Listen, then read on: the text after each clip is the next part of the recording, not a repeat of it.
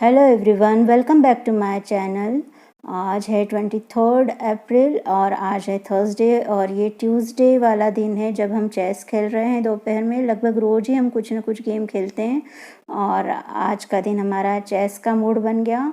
और बस ऐसे ही शायद सभी लोग इसी तरह अपनी पसंद की चीज़ें कर करके टाइम पास करते होंगे।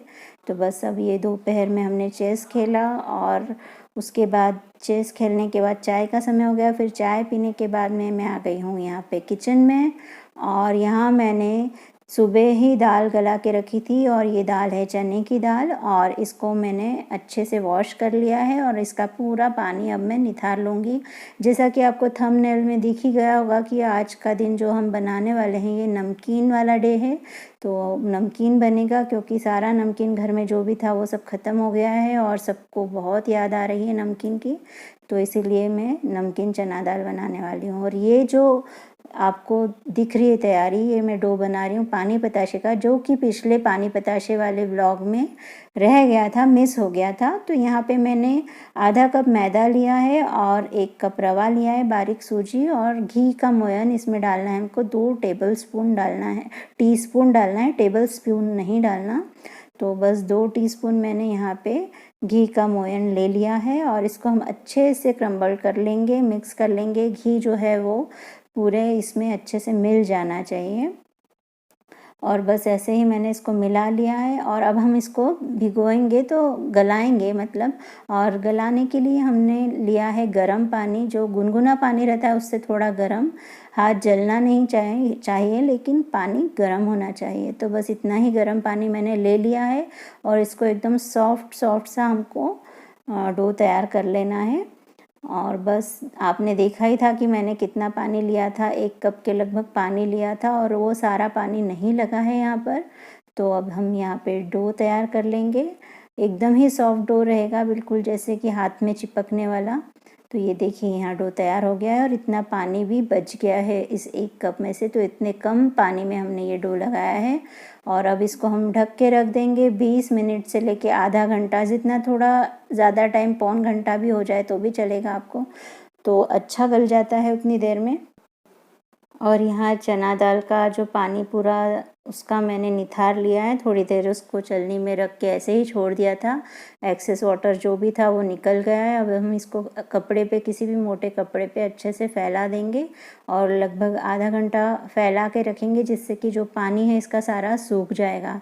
उसी बीच में अब मैं यहाँ पे नमकीन में एक और चीज़ बना रही हूँ, सेव।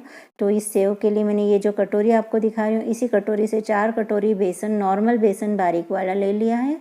और अब मैं इसके लिए मसाला तैयार कर रही हूँ। तो इसमें मैंने 2 टीस्पून लौंग लिए हैं और उसके बाद मैंने 2 टीस्पून ही इसमें अजवाइन ऐड कर दिया है और उसके बाद यहाँ पे मैं नमक ऐड कर दूँगी इसमें। तो आपको जितना भी तीखा पसंद है उतना करें। और इस सेव के लिए हमेशा भूरी मिर्ची ही यूज़ की जाती है। आप वो अवेलेबल नहीं थी इसलिए मैंने मिर्ची डाली नहीं है और लौंग से ही जो तीखापन आएगा वो आएगा। और यहाँ पे मैंने जो है ये बेकिंग पाउडर ले लिया है, ये भी मैंने ½ टीस्पून के लगभग लिया है और बस इसको हमको मिक्सी में पीस लेना है। तो ये मसाला पीस लिया है मैंने और अब इसमें मैं पानी ऐड कर दूंगी, नॉर्मल वाटर ही ऐड करना है। और जिस कटोरी से बेसन लिया था उसी कटोरी से हमको थोड़ा सा गरम तेल, गुनगुने से थोड़ा सा ज़्यादा गरम तेल हमको ले लेना है और इसको हम इस बेसन में मिक्स कर देंगे। और साथ ही साथ हमने ये जो मसाले में पानी ऐड किया वो इसलिए कि इसे हम छान लेंगे। छानना इसलिए है क्योंकि मैं बारीक सेव बना रही हूँ और बारीक सेव में अगर ये इसमें बारीक ये रहता है कुछ भी पाउडर में, तो वो बीच बीच में आता है, जिससे कि हमारी सेव अच्छे से नहीं बन पाती है। तो इसलिए हम इसको छान लेंगे जिससे कि हमारी सेव अच्छे से बने। और अब हम इसको एकदम सॉफ्ट ही गलाएंगे। सॉफ्ट मतलब आप देखना मैंने कितना सॉफ्ट गलाया, बस इसी तरीके से इतना ही सॉफ्ट आपको गलाना है। और बस इसको अब हम थोड़ी देर ढक के रखेंगे। थोड़ी देर क्या, लगभग 1 घंटे के लगभग मैंने इसे ढक दिया था। और ये देखिए उस दरमियान मैंने ये पानी पताशे फिर से बना लिए। इतनी ही एक थाली भर के पताशे और बने थे, बहुत ही क्रिस्पी, इस बार भी बहुत बढ़िया बने थे। तो बस आप भी बनाइएगा। और मैं जो पानी पताशे वाला मेरा व्लॉग है उसका लिंक डाल दूँगी डिस्क्रिप्शन बॉक्स में, जिससे कि आप उसे फिर से देखना चाहे तो देख सकते हैं। और यहाँ पर अब मेरे पताशे बन गए हैं और दाल सूख गई अच्छे से। अब इस दाल को भी अब मैं इसमें उसी तेल में जिसमें पताशे तले थे उसी में तल लूँगी। और यहाँ तेल बहुत ज़्यादा गर्म हो गया था, इसीलिए मैंने छलनी जो थी वो एकदम से डायरेक्ट उसमें से चना दाल नहीं डाली थी, थोड़ी देर मैंने उसमें रख के फिर धीरे से छोड़ी थी। और बस इसी तरह से हमारी चना दाल बन के तैयार हो गई है। और आप ये सुन सकते हैं आवाज़।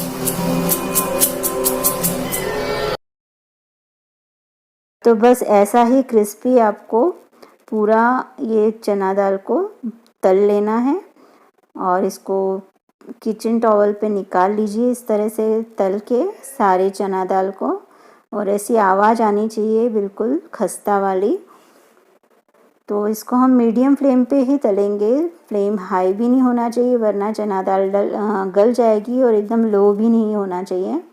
तो मीडियम फ्लेम पे ही हमको इसको तलना है। और बीच में अगर ठंडा हो जाता है थोड़ा तेल तो बीच में कुछ देर के लिए फिर आप हाई कर सकते हैं, लेकिन फिर कम कर देना है। तो यहाँ पे मैं अब इसका मसाला तैयार कर रही हूँ। तो मसाले के लिए मैंने यहाँ लाल मिर्ची पाउडर ली और काला नमक लिया है। और यहाँ पे एक क्लिप मिस हो गई, मैंने इसमें बाद में आमचूर पाउडर भी थोड़ा सा ऐड कर दिया था। तो बस ये इस मिक्सचर को तैयार कर लेंगे हम। और जब इसमें जब दाल रहती है तभी हमको ये मसाला पूरा उसमें लपेटना है। तो मसाला भी बनके तैयार है मेरा। आप चाहें तो इसमें चाट मसाला या दूसरा कुछ भी वेरिएशन कर सकते हैं। और जो भी एक्सेस ऑयल था मैंने किचन टॉवल से इसका सारा ऑयल पोंछ लिया है। और पूरी तरह से हमको उसको सुखाना भी नहीं है, क्योंकि ये जो मसाला है वो अच्छे से लपेटना चाहिए, जिसके लिए थोड़ा सा ऑयल चना दाल पे होना ज़रूरी रहता है, जिससे वो पूरी चना दाल लपेटा जाती है पूरी मसाले में। तो ये देखिए हमारी चना दाल बनके बिल्कुल तैयार है, एकदम क्रिस्पी बनी थी ये।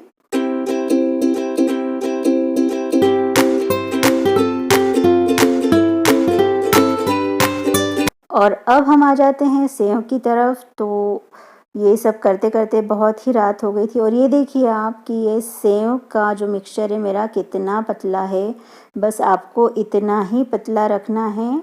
और इसको आपको डालने में परेशानी होगी, आप चाहे तो चम्मच से भी डाल सकते हैं। मेरे हाथ ख़राब ही थे, इसमें आटे में ही थे, तो मैंने उसी हाथ से डाल दिया है। और बस अब हाथ धो लिए हैं मैंने अच्छे से। और अब हम इससे सेव बना लेंगे बढ़िया गरम तेल पे। मीडियम फ्लेम पे तेल को रखिए, पहले गरम कर लीजिए तेल को। अच्छा, मेरे बेटे ने बहुत फोर्स किया कि मेरे को मोटी सेव चाहिए, तो मेरी जो इसका साँचा है मोटा वाला बहुत ही मोटा है, उसने नहीं सुना। तो उसके लिए मैंने एक बैच जो है इसमें मोटी सेव बनाई है। तो ये देखिए इतनी मोटी सेव बन के तैयार हुई। पर उसकी ज़िद थी कि नहीं मुझे मोटी ही सेव चाहिए, तो फिर मैंने एक बैच उसको बना के बताया। फिर उसने भी देखा कि हाँ वाकई में बहुत ही ज़्यादा मोटी बन रही है। तो फिर मैंने उसके बाद में उसका साँचा बदला है और फिर बारीक सेव इसके बाद बनाई है। तो ये देखिए बहुत खस्ता बन के तैयार होती है ये, आप ज़रूर एक बार ट्राई करिएगा। और हाँ, अगर आप चाहते हैं कि आप लहसुन की सेव बनाएं तो बस जब हम मिक्सी में सारा मसाला पीसते उसी समय उसमें लहसुन भी ऐड कर दीजिए, और फिर वो भी छन जाएगा पानी के साथ, तो उसका भी फ्लेवर आ जाएगा। तो यहाँ मैंने सेकंड बैच डाला है बारीक सेव का। और आपको तब तक इसे पलटना नहीं है जब तक कि उस तेल के ऊपर से झाग आना बंद नहीं हो जाए। जब झाग आना बंद हो जाता है उसके बाद पलटें, और उसके बाद 1 मिनट के लिए आप और रहने दीजिए और फिर तुरंत निकाल लीजिए। हमें इसे सुनहरा नहीं होने देना है, लाल तो बिल्कुल नहीं होने देना है। तो कलर ज़्यादा पलटना नहीं चाहिए। आपने जैसा कि देखा मैंने इसमें हल्दी पाउडर भी नहीं डाला है, तो बहुत ही सुंदर कलर आया है इसमें। तो इसी तरह से आप एक बार ज़रूर ट्राई करिएगा, बहुत बढ़िया बनी थी ये। तो आप एक बार ज़रूर बना के देखिएगा इसे। अब मैं जितनी भी मेरी सेव हैं सब तल लूँगी इसी तरह से।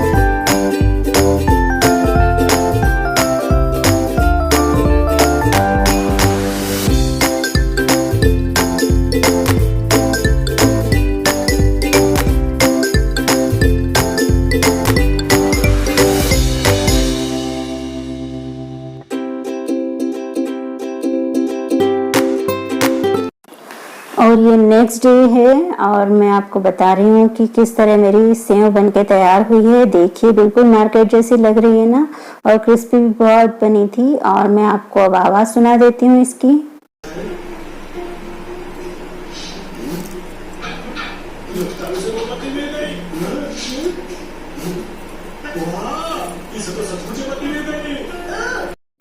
इस सेव को देख के कोई भी नहीं कह पाएगा कि ये मार्केट की सेव नहीं है, बिल्कुल मार्केट जैसी बनी थी। और ये है थर्सडे मॉर्निंग और बीच का एक दिन गैप हो गया, और मैंने सोचा कि अभी ये वीडियो तो पूरा बन ही नहीं पाया, अधूरा ही है, तो इसको आज हम फिनिश भी कर देते हैं। तो आज मैं बना रही हूँ बैंगन ढाबा स्टाइल के। तो बस उसके लिए मैंने 5 प्याज ले लिए, छोटे छोटे प्याज थे, और उनको कट कर लिया, और लहसुन ले लिया ढेर सारा। और ये देखिए ये वाले बैंगन मिले हैं मुझे, और इसको इस तरह से कट कर लिया है। और सारे बैंगन को कट कर लिया क्योंकि ये सब्ज़ी हम दोनों टाइम खाने वाले हैं, तो बस एक ही बार सब्ज़ी बन के और दोनों टाइम ये यूज़ होगी।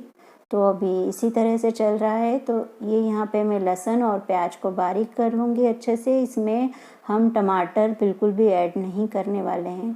तो अब हम इसको जब मिक्सी पॉट में डालेंगे तभी हम इसमें सारे मसाले भी ऐड कर देंगे। यहाँ मैंने हल्दी पाउडर लिया है आधा चम्मच, और अब यहाँ लाल मिर्ची पाउडर ले रही हूँ मैं।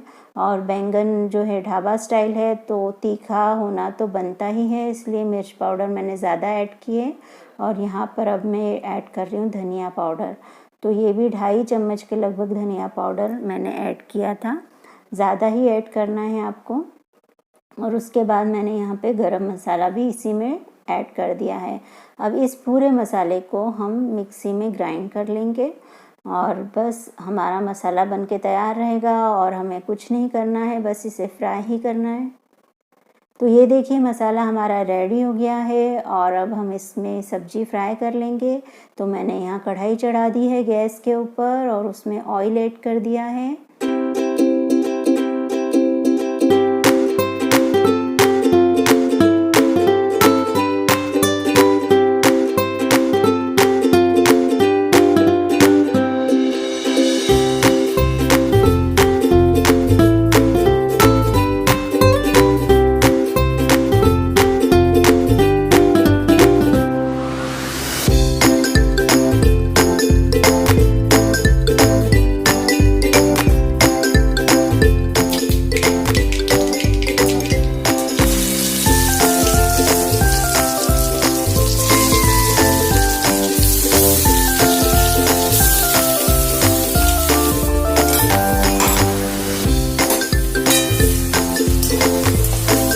जैसे ही हमारा ऑयल गर्म हो गया था उसमें मैंने थोड़ा सा हींग ऐड किया, 1 चम्मच राई, 1 चम्मच जीरा ऐड किया, और उसके बाद ये जो मसाला मैंने ग्राइंड किया था इसे हमने इसमें ऐड कर दिया है।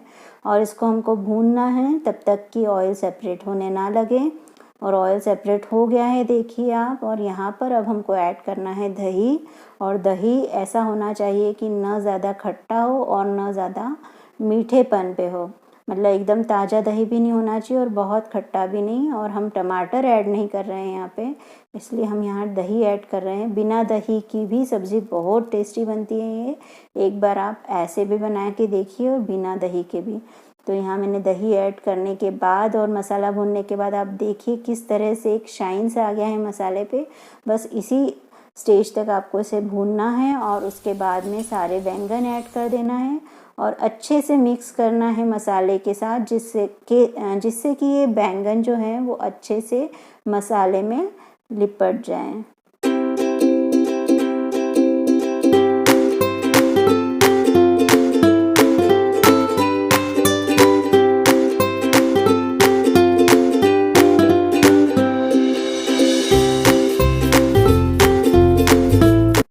अच्छे से मसाला मिक्स होने के बाद हमको इसे ढक देना है 5 मिनट के लिए, जिससे कि सारा मसाला बैंगन जो है वो उसमें एब्ज़ॉर्ब कर ले और सब बैंगन में ये मसाले का फ्लेवर अच्छे से उतर आए। तो बस 5 मिनट हो गए हैं, और अब हम इस स्टेज पे इसमें पानी ऐड कर देंगे, जितना भी हमें पतला करना है उस हिसाब से। और ऐसे तो ये गाढ़ी सब्ज़ी ही अच्छी लगती है ग्रेवी वाली, तो बस मैं वैसी ही बनाने वाली हूँ। तो यहाँ मैंने पानी ऐड किया है पहले थोड़ा सा, और फिर मुझे लगा कि और पानी इसमें ऐड करना है, तो मैंने उसके बाद में और आधा ग्लास के लगभग पानी ऐड कर दिया है। तो बस हमको इसको अच्छे से मिक्स करने के बाद हम फिर से ढक देना है हमें इसे, और फिर हमको इसे पकाना है। तो 15 मिनट लगे थे ये सब्ज़ी बनने में मेरी, और 15 मिनट में बिल्कुल तैयार हो गई थी। और ये देखिए 5 से 7 मिनट बाद मैंने इसे फिर ढक्कन खोल के हिलाया तो किस तरह से ऑयल सेपरेट होने लग गया है। और बस हमको यही देखना है कि बैंगन अच्छे से पक जाए। और मैंने अब इसमें नमक भी ऐड कर दिया है, और इसके बाद फिर 5 मिनट के लिए उबाला था मैंने इसे।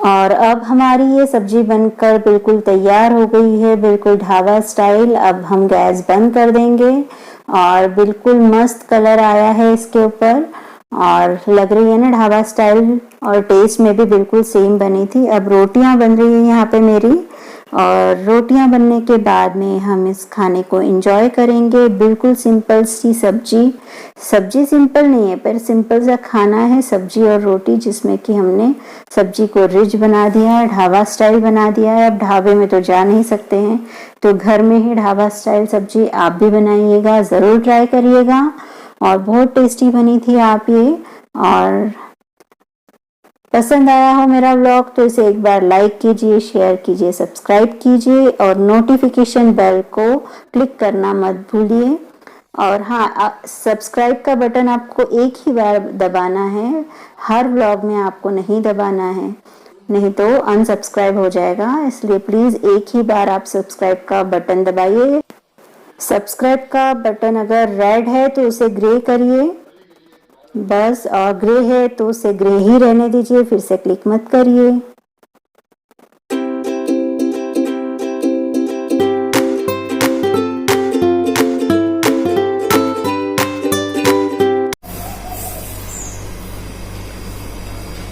तो अब हमारा खाना भी हो चुका है, बहुत ही टेस्टी सब्जी बनी थी, तो आप ज़रूर एक बार ट्राई करिएगा। ढाबा स्टाइल बैंगन। और ये व्लॉग मेरा 3 दिन से बन रहा है, कंप्लीट नहीं हो पाया, और आज ही कंप्लीट हुआ है। परसों मैंने सेव बनाई थी, बहुत ही टेस्टी बनी थी। और कल भी दिन भर में कुछ शूट नहीं कर पाई, और आज जा कर के मेरा व्लॉग कंप्लीट हुआ है। तो देखिए मेरा खाना भी हम सबका हो चुका है, और सारा मेरा किचन भी क्लीन हो गया है।